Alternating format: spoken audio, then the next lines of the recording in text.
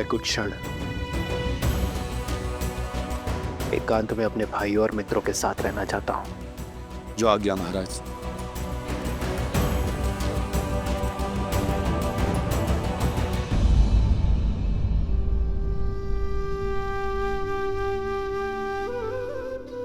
लक्ष्मण, लक्ष्मण उठो। स्मरण रहे लक्ष्मण कि उन बालकों को कोई हानि नहीं होनी चाहिए। बालकों को हानि पहुंचाकर अयोध्या की सेना केवल लज्जित ही होगी। जो आज्ञा भैया। मेरे कथन का मान रखने के लिए तुमने अपने प्राण संकट में डाल दिए लक्ष्मण। उनका रक्त ना बहे इसलिए अपनी सुध खो बैठे।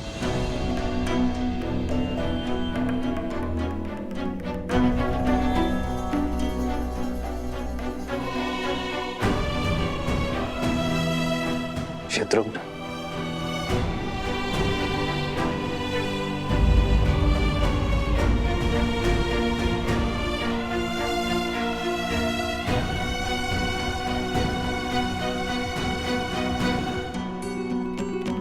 जय श्री राम।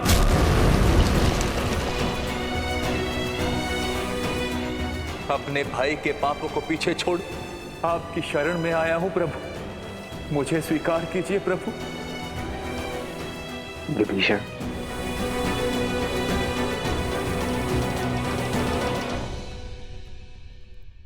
मैं महाराज दशरथ का पुत्र ये प्रण लेता हूं कि अपने मित्र सुग्रीव को उसका राज, उसकी पत्नी, और उसका सम्मान अवश्य लौटाऊंगा।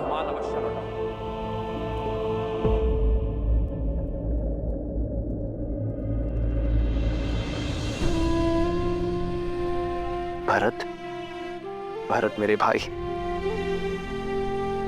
उठो भरत, तुम्हारे राम भैया आए हैं। जाओ भरत, बिना किसी बंधन के जाओ। चाहे अब उन दो बालकों को जो दंड देना पड़े दो, और अयोध्या का अश्वमेध यज्ञ पूर्ण करवाओ।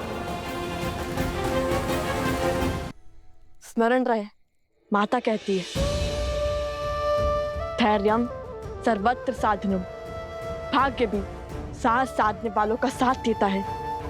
कल हम पुनः श्री राम के समक्ष जाकर उनका सामना करेंगे। किंतु सत्य तो ये भी है ना भैया, यदि आज सूर्यास्त नहीं हुआ होता तो हम जीवित नहीं होते। नहीं भैया, मैं भयभीत नहीं हूँ, मृत्यु का भय नहीं है मुझे। मैं तो केवल ये बात सोचकर व्यथित हूँ कि यदि आज हमें कुछ हो जाता तो माता का क्या होता। उन्होंने अपना पूरा जीवन अकेले बिता दिया, हमारे होने के आभास के साथ निकाल दिया, किंतु शेष जीवन किसके सहारे बिताती।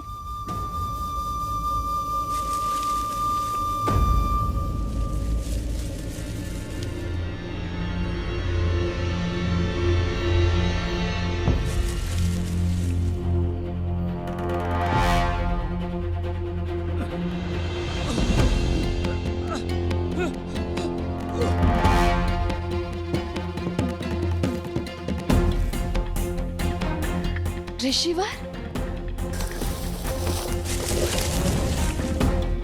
ऋषिवर, क्या हुआ आपको? उठिए।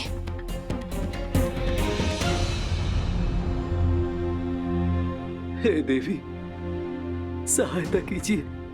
कुछ असुरों ने हमारे आश्रम में घुसकर हमारे सभी साधु संतों को बंधक बना लिया है, और जब मैं भागने लगा तो मुझ पर प्रहार कर दिया और इस दिशा में भेज दिया।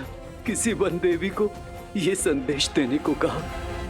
वो कह रहे थे कि वन देवी उन्हें ढूंढ रही हैं और वो वहीं हमारे आश्रम में वन देवी की प्रतीक्षा करें। मुझसे और नहीं चला जा रहा था, शरीर घायल हो गया था, शरीर से रक्त बह रहा था। मैं यहीं झाड़ियों में गिर गया। हे देवी, आप ये संदेश उस वन देवी तक पहुंचा दीजिए। आप हमारे आश्रम को बचा लीजिए।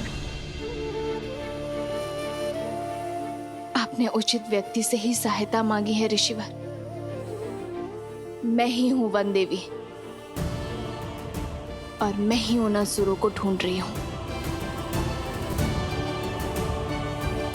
आपके आश्रम और आश्रम वासियों को मैं बचाऊंगी। आप यहीं रुकिए, तब तक मैं उन दुष्टों को दंड देकर आती हूँ। अपने भाइयों को कष्ट में देखकर मेरा मन पीड़ा से भर जाता है। उठो भरत। भरत, तुम्हारे राम भैया आए हैं। भरत उठो। भरत। लक्ष्मण, लक्ष्मण तुम तो उठो। लक्ष्मण। शत्रुघ्न।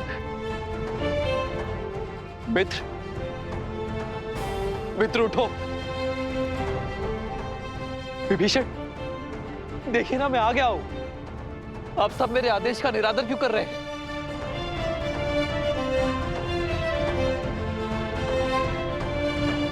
अब सब शुभ होगा। तुम्हारे सम्मान को क्षति पहुंचाने वाले उद्दंडियों को दंड अवश्य मिलेगा। बस आप सब अपने नेत्र खोलिए, मुझसे बातें कीजिए। जितनी पीड़ा में आप सब हैं, उससे अधिक पीड़ा मैं उन्हें दूंगा।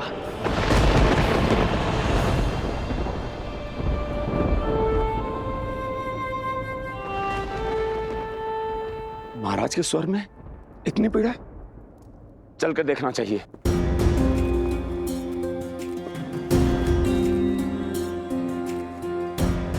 वैद्यराज, आप तो इतने दिनों से इनका उपचार कर रहे हैं, तो फिर ये ठीक क्यों नहीं हो रहे हैं?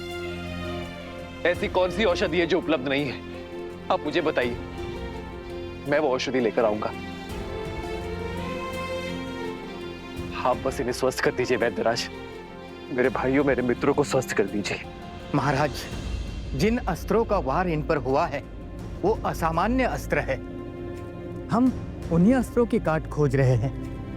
इनकी सुध लौटाने के लिए हमें तनिक और समय चाहिए।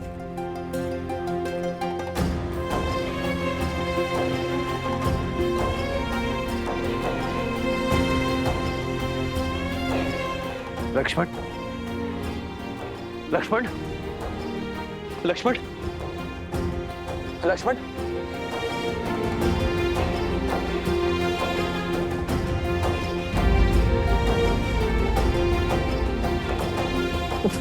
भरत,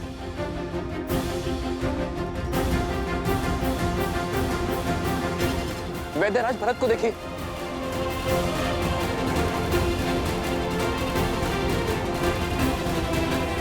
उपवैद्य, सभी जड़ी बूटियां अति शीघ्र ले आओ। इसी क्षण हमें इनके प्राण बचाने होंगे, अन्यथा अनर्थ हो जाएगा।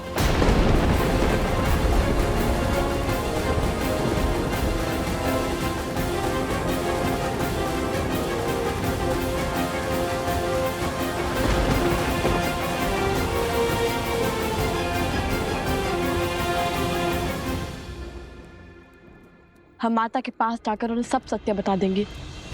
ये हमारे जीवन के अंतिम क्षण भी हो सकते हैं। कल सूर्योदय के साथ कुछ भी घट सकता है। ऐसे में माता को हर बात बताकर आगे बढ़ना उचित होगा। अपने पुत्रों का निर्णय जानना माता का अधिकार है। हाँ भैया, हम माता को अपना निर्णय ही नहीं, अपने मन की हर मंशा के बारे में बताना चाहिए। हम क्या कर रहे हैं, क्यों कर रहे हैं, हमारा उद्देश्य क्या है, उन्हें सब पता चलना चाहिए।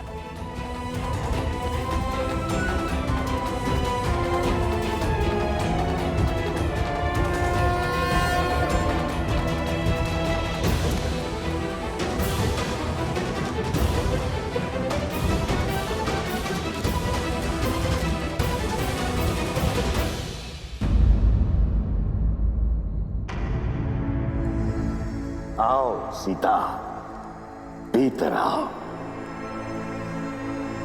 वनदेवी, मुझे परिचय की क्या आवश्यकता है? पुराना शत्रु हूं तुम्हारा। ये स्वर, ये कंपन, तुम तुम वही हो ना जो स्वयं को मेरा परम शत्रु कहता है, और भेड़िए के वेश में भी तुम ही ने प्रहार किया था ना?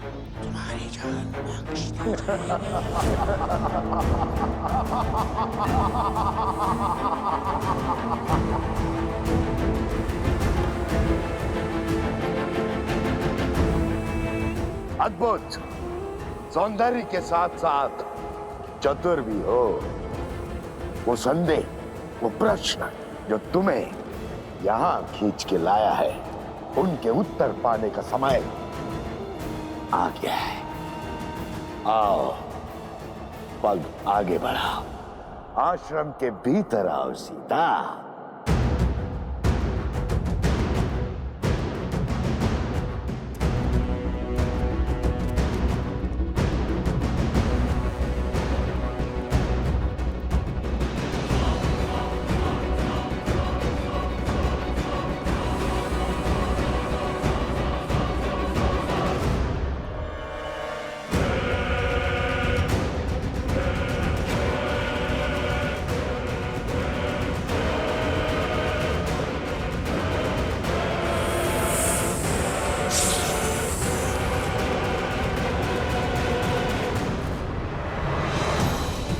माता, माता, माता, माता।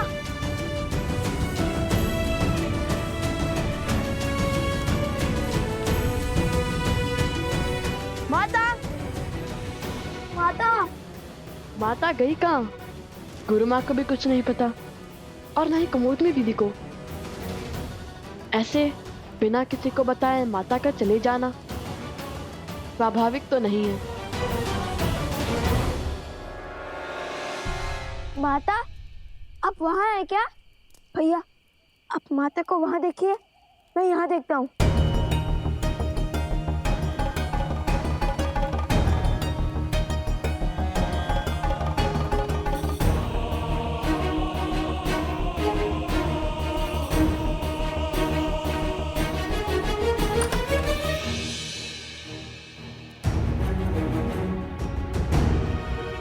लव, कुश, क्या हुआ? इतने चिंतित क्यों लग रहे हो? आपने माता को कहीं देखा?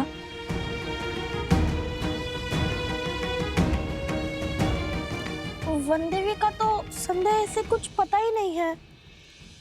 आश्रम से बाहर निकली थी, भैया ने देखा था, तब से लौटी ही नहीं। क्या? माता संध्या से ही नहीं लौटी?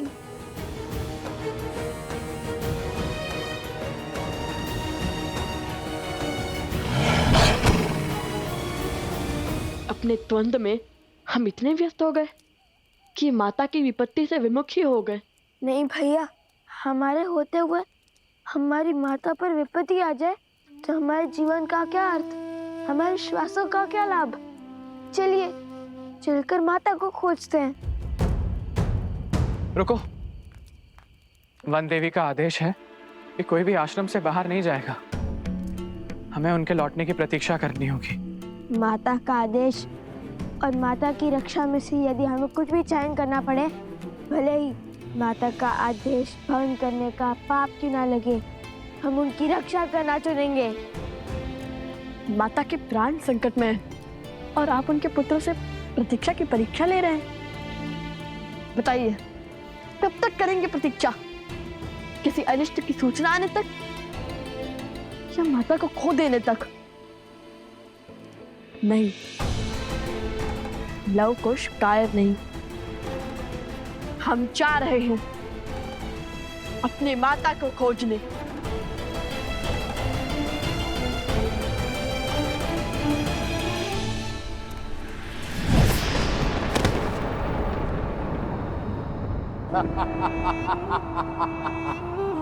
ये कैसी माया है?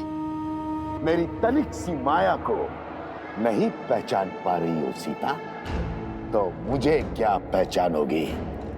ये वही माया है जिसका उपयोग वर्षों से तुम्हारे परिवार के विरुद्ध करता आया हूं मैं। अब इसी माया से तुम्हारे पुत्रों के हाथों तुम्हारे पति के प्राण लेने हैं मुझे। बहुत पुराना प्रतिशोध पूर्ण करना है तुमसे।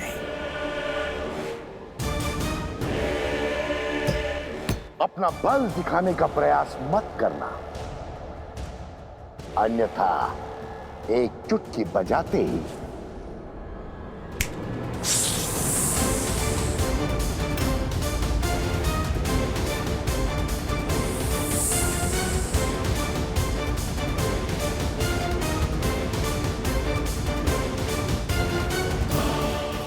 नहीं, ब्राह्मण हत्या महापाप है। मत करो ये ब्रह्म हत्या।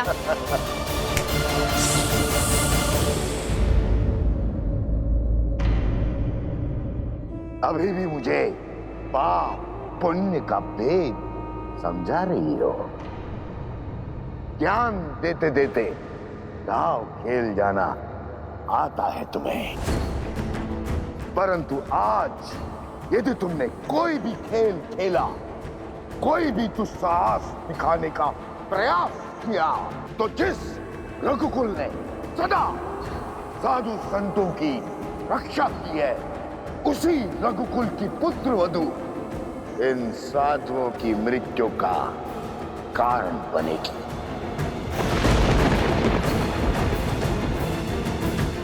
इनके वध की साधन बनेगी और साक्षी भी।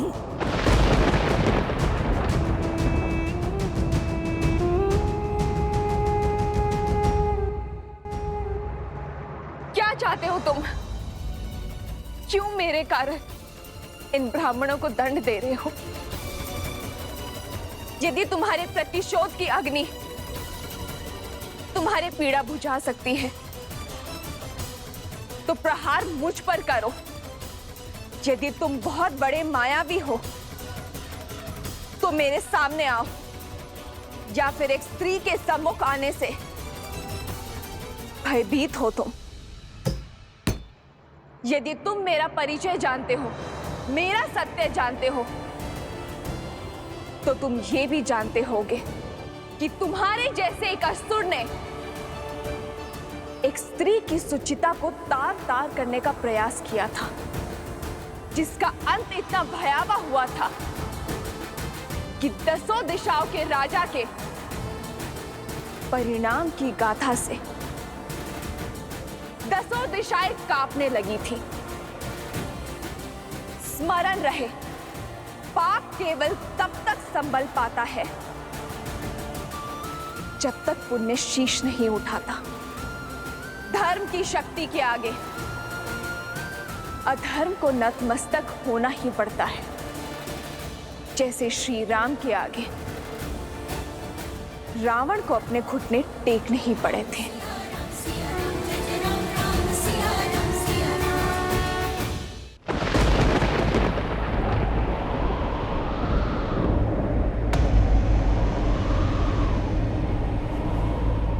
वो दशानंद रावण था, किंतु मैं सहस्त्रमुख रावण हूं।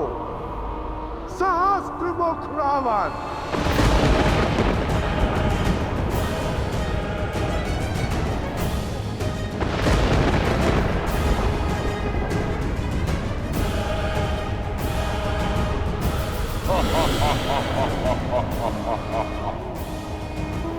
जिसकी हार का विस्तार से ज्ञान दे रही हो, उसी लंकापति दशानंद रावण का बड़ा भाई हूं मैं। सहस्त्रमुख रावण।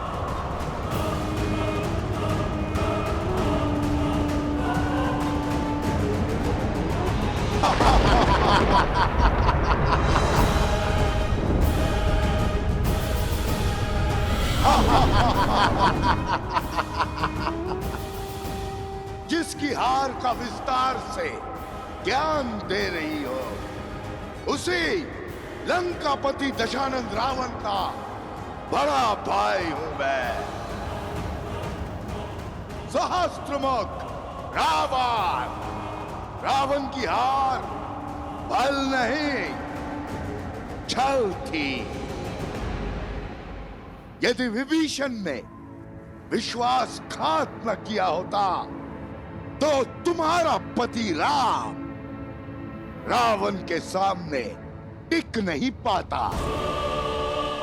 रावण को छलकर धर्म नहीं अधर्म किया है तुम्हारे पति राम ने। किंतु मुझे ब्रह्मदेव का आशीर्वाद प्राप्त है। देखते हैं तुम मेरी काट कैसे खोज पाती हो सीता।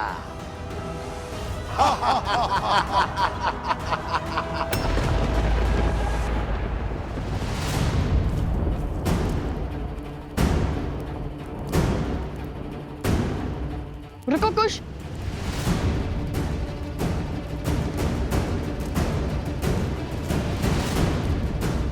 ये तो माता का वल्य है ना?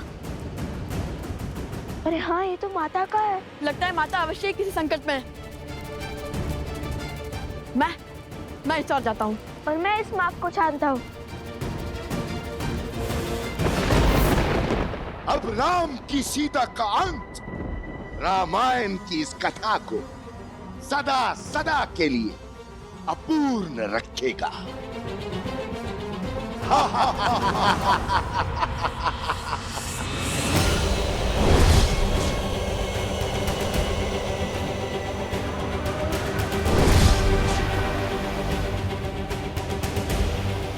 तुम्हारी मृत्यु रामायण को कभी संपूर्ण नहीं होने देगी। तुम्हारी मृत्यु सिया राम को कभी एक नहीं होने देगी। संसार सदैव तुम्हारे विचार और त्याग से अनभिज्ञ रहेगा। तुम्हारी मृत्यु राम राज्य की कल्पना का अंत होगी। तुम्हारी मृत्यु के पश्चात ना ही रघुवंशी राम बचेगा, ना ही रघुकुल का वंश, और ना ही राम सीता के विचार। कुछ शेष बचेगा तो मेरा फैलाया लोक अपवाद, मेरी आसुरी सोच।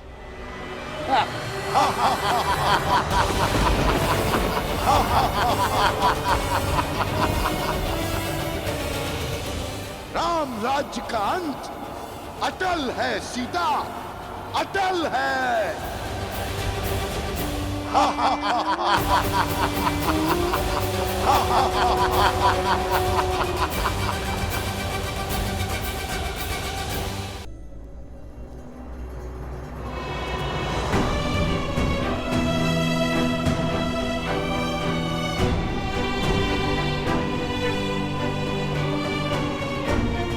वैद्यराज, वैद्यराज कुछ बताइए ना, इन सबको हो क्या रहा है? इन सबके मुख इतने श्वेत क्यों पड़े हैं? ऐसा लगता है जैसे जैसे सारा रक्त शरीर से निकाल लिया गया हो। पता नहीं महाराज, इन सब की मृत्यु आकस्मिक बढ़ती जा रही है। कोई उपचार, कोई औषधि काम नहीं कर रही है। समय हाथ से निकल रहा है महाराज।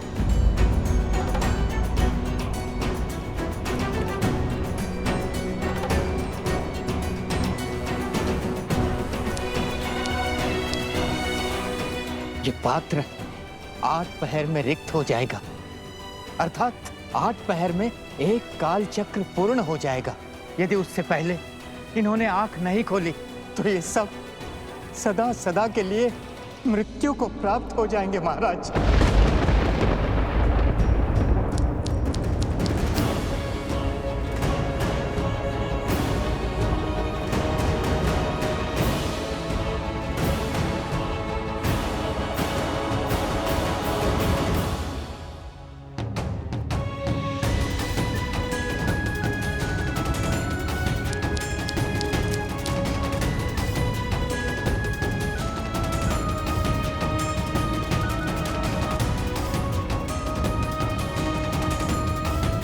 कोई तो औषधि,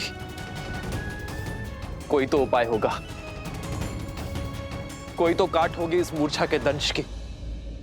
होगी महाराज, काट होगी, उपचार होगा, औषधि भी होगी, किंतु हमारे पास नहीं है। इस समय हमारे कुछ समझ नहीं आ रहा है महाराज। हमारी किसी प्रकार की उपचार पद्धति कार्य नहीं कर रही है महाराज। हम विवश हैं, हमें क्षमा कीजिए महाराज।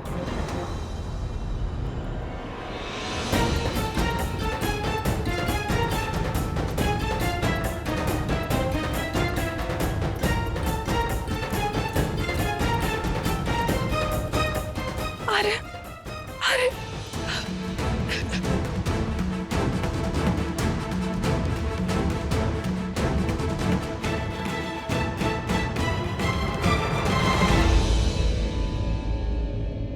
क्षमा प्रार्थी है ये राम,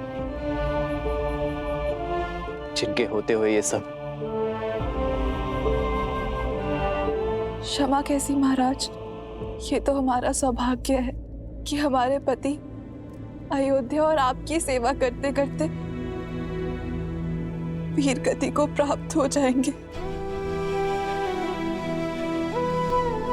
अपनी सीमाओं की, अपने मान सम्मान की रक्षा करना ही तो धर्म की परिभाषा है। और यदि कल को कुछ अनर्थ हो गया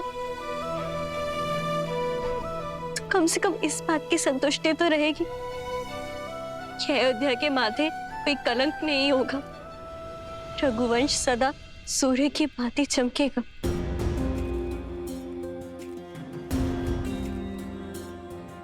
राम की नीति है, जो राम का हुआ, राम उसका हुआ।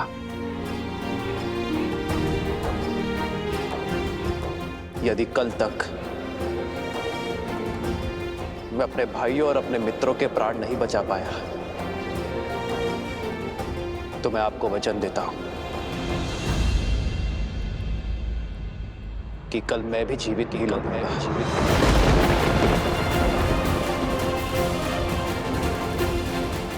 अपने भाइयों और अपने मित्रों के पार्थिव शरीर को मैं अपने प्राणों से श्रद्धांजलि दूंगा। ये राम का वचन है, ये राम का वचन है। रघुकुल रीत सदा चली आई, प्राण जाए पर वचन न जाए।